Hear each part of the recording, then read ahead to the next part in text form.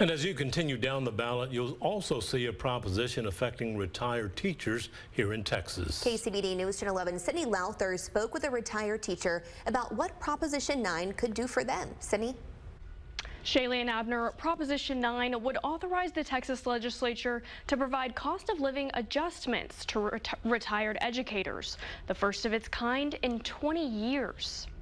There's not a person in this state that has not had a teacher that's affected their lives. Proposition 9 would raise retired teachers' monthly pay by adding a cost of living adjustment. Terry Navarcall, treasurer of the Texas Retired Teachers Association, taught for 30 years before her retirement and says this is much needed. We all need a cost of living adjustment every single year, but we don't get it. If passed, the adjustment will raise monthly checks from 2% to 6%, depending on the year educators retired. $5 billion that would raise retired teachers' monthly pay would come from the state general revenue fund. It is not going to affect anyone's taxes. Navarcall says their current monthly checks have not seen an increase in 20 years. The last adjustment was in 2004. They cannot live off of just this annuity alone,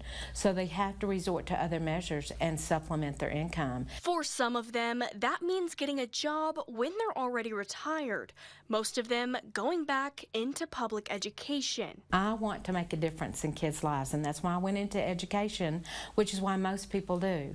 And it was fabulous, but I knew when it was time to retire. She says because most public schools do not pay Social Security, they do not receive Social Security checks like other retirees and are solely depending on their annuity. Is not going to help us cover the cost of food, inflation, medications, and we want to get a cost of living adjustment.